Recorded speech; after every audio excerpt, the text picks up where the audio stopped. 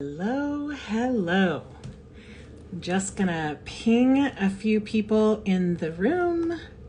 And I always like to be very upfront and honest.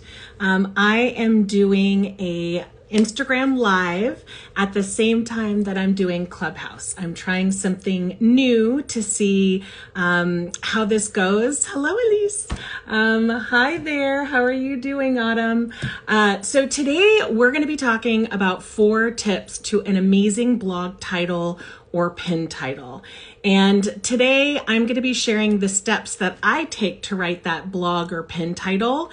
And you want titles that really resonate with your ideal client, right?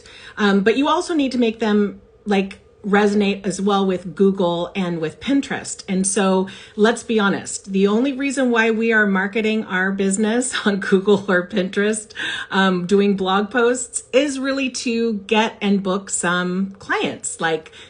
We're not spending our time on there because we love it. Typically, we are spending time on there to attract clients.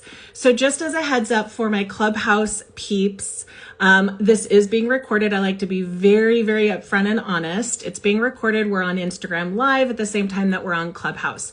So if you have a question on Clubhouse, or you can go to Instagram Live and ask it in a text if you don't want your voice recorded, or feel free to go ahead and just ask questions. I'm going to go over these tips first, and then I'm going to go ahead and take questions because I think that that is the best way so that anybody who just wants to listen and learn can do that. And then we'll take the questions after for anybody that wants to dive a little deeper, that has any questions and things like that. So just a quick introduction. My name is Jen Vasquez. In my corporate days, before I was a wedding and branding photographer, before I started that business in 2009, I worked for, at that time, a Fortune 500 company, managing a team of marketing and salespeople. So my responsibility was to teach them and train them and educate them and get them producing for the company, but also so that they could go ahead and make those extra bonuses as well. We ended up ranking in the top 3 locations for the entire country. And the way that I taught back then, before it was popular now, is by being authentic, being yourself, and not using all of those back then sales tactics, right? And so that's how I ended up teaching in 2018 when I created my business, being a marketing strategist, focusing on Pinterest. I used sort of the same things that I'm talking about today, even with current clients, about being authentic and attracting those clients that you really want to work with and will enjoy working with. Because let's be honest, if you have a job that you absolutely love, then it doesn't really feel like work, right? So being authentic is the easiest way to do it, because then you're not trying to remember XYZ things to say. But tips are still important, and that's what I'm going to be sharing today. So today we are talking all about 4 steps to an amazing blog title or pin title, because you want to use the same sort of strategies and creativeness that you use for a blog. You want to do the same thing for your pin titles, because just like in a blog, you want people to be attracted to that title, click on that blog and read it, to either get educated or inspired and potentially work with you. Well, the same is absolutely true for Pinterest as well. So these 4 tips, and I'll just talk about them now, and then we'll dive deep, and then I'll go into questions. So the 4 tips are to pick a format, which I'll help you with, add a unique angle, because you want to be original, right? That's the way that everyone, otherwise people hear the same thing everywhere, right? Make it readable by humans. I think this is a step that a lot of people miss. And obviously we don't want people to miss it.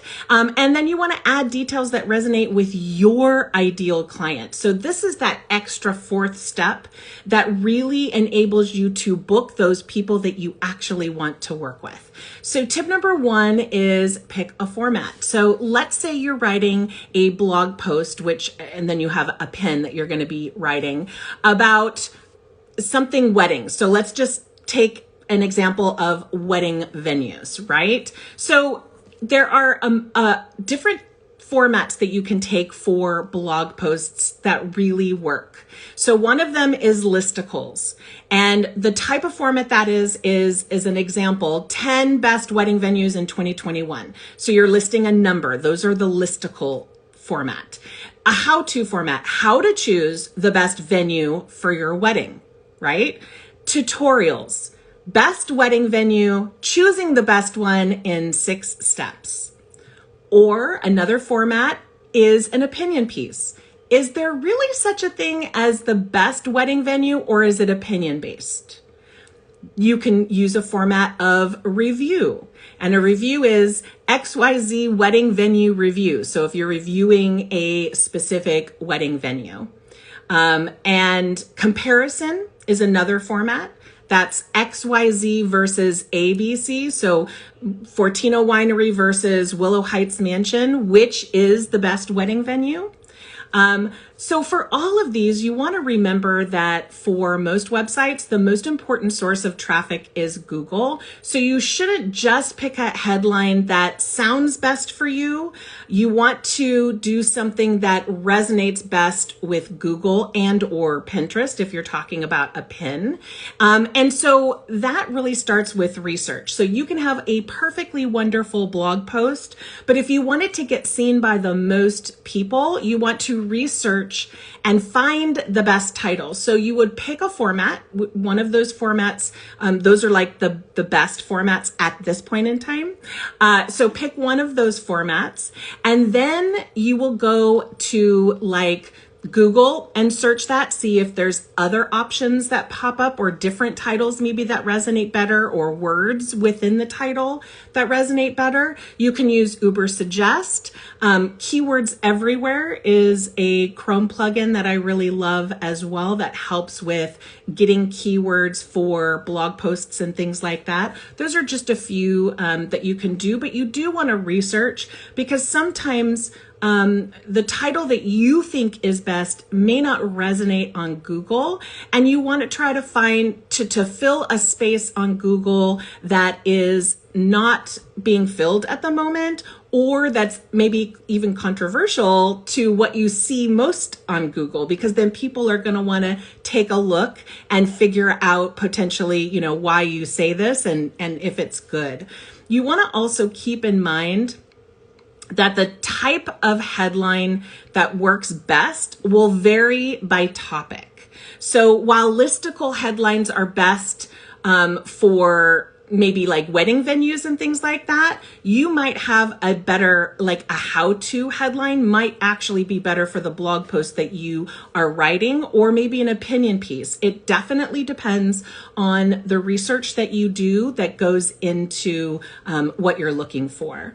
And if you're writing a headline that actually exists a lot, so maybe there's a lot of headlines that have like the same title when you do your research, then you might consider changing the angle or doing a minor edit. So you could turn something that's a listicle, 6 steps to writing the best headline as an example, into something slightly different, like 6 ways to write a good headline. Or if you see a bunch of blog posts that maybe have like 10 and 8 and 15 ways to XYZ, then maybe you do 3 ways. And then you're going to capture all the people that are doing a Google search that don't want a billion reasons. They just want a few main reasons. So that's why you want to do research, because you want to check on Google and see what's already there to make a better and more informed decision to make the best blog title or pin title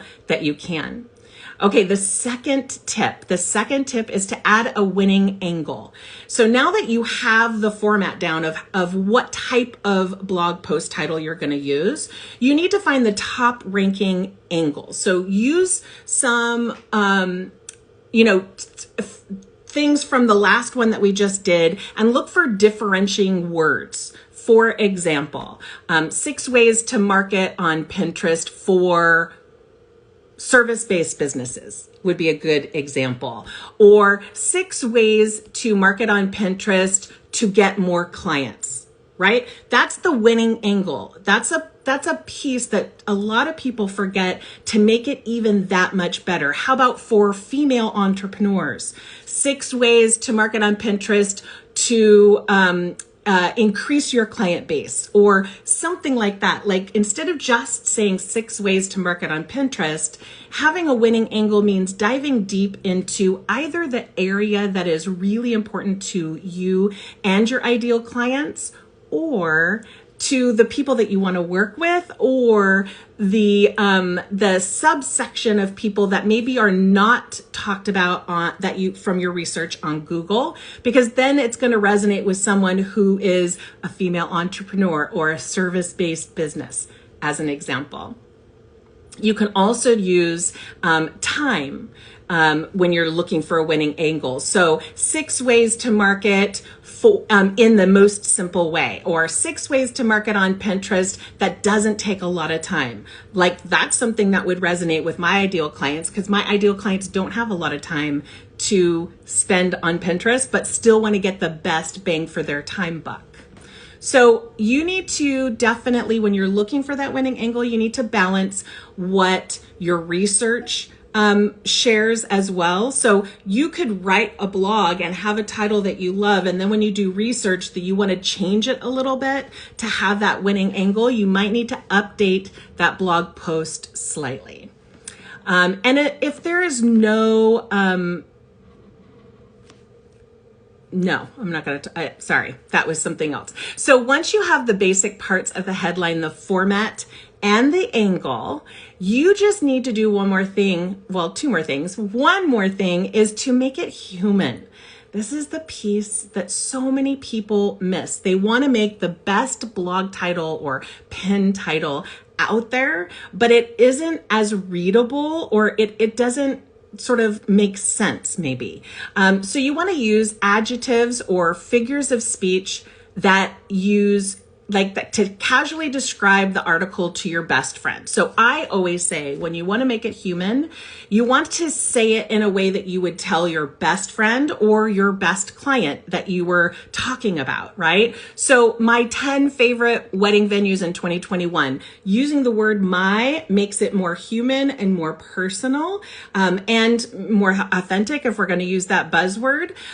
Or you can say something like 10 best wedding venues in 2021 for couples who love wine, right? I know my ideal clients love wine. They typically want to get married in winery for my wedding photography business. And so that's something that would really resonate and make it human, meaning I'm not writing it just for Google. I'm also adding that piece that I know that my ideal client will love. And to make the process easier, use what you've heard your ideal client talk about, or questions that they've actually asked you. If you pretend that you're talking to your ideal client or your best friend, then it will make it more relatable, right? That's a better word, relatable.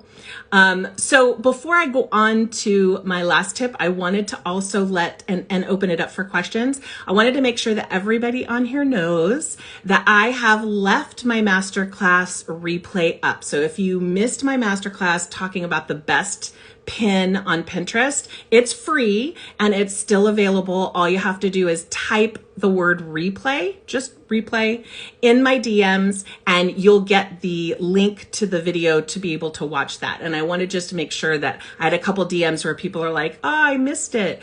You can just do that and be able to watch it at any time.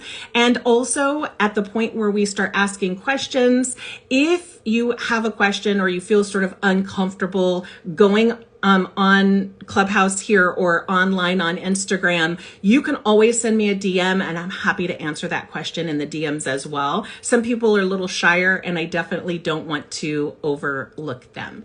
So the last tip is to add details that resonate to your ideal client. The more specific your headline, the easier it is to read. And the easier it is to read, the more people will like it. And the more people will like it, the more they are actually apt to click on it and read it. So an example of this is 10 of the best wedding venues for couples who want their guests to dance. right? So if there's a wedding venue that has a great dance floor, that's an angle that's good, because especially if your ideal client are like, they love to dance and like party and have a good time, that would be something that totally resonates with them.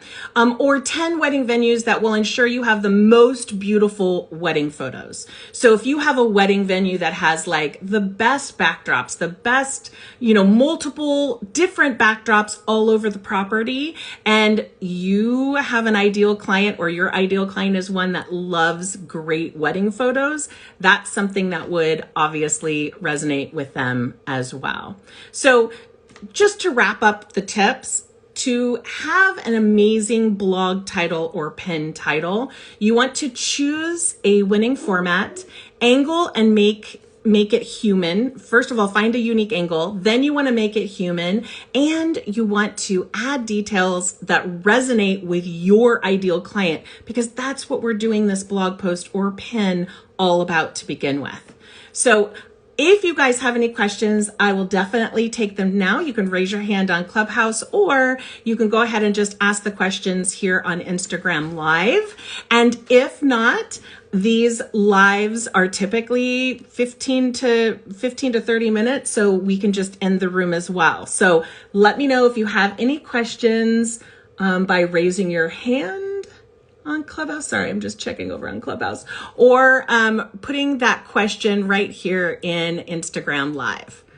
And it looks like we have maybe covered everything, because nobody has questions. So that's actually amazing. If you do have any questions that you're sort of shy to ask, definitely go ahead and click on my little face on Clubhouse, or send me a DM on Instagram. And I am super, super happy to go ahead and answer any questions you might have. Next week, I'm very, very excited. I have my friend and Miss McDermott, Adriana McDermott, and she is going to be talking all about outsourcing, hiring a VA and outsourcing. Things you want to think about, things that what you should outsource, when you should pull that trigger and outsource things. So I hope that you will come and join me again, same time next week at 9 a.m. Pacific Standard Time, or noon on Wednesdays. Have a great day. Bye.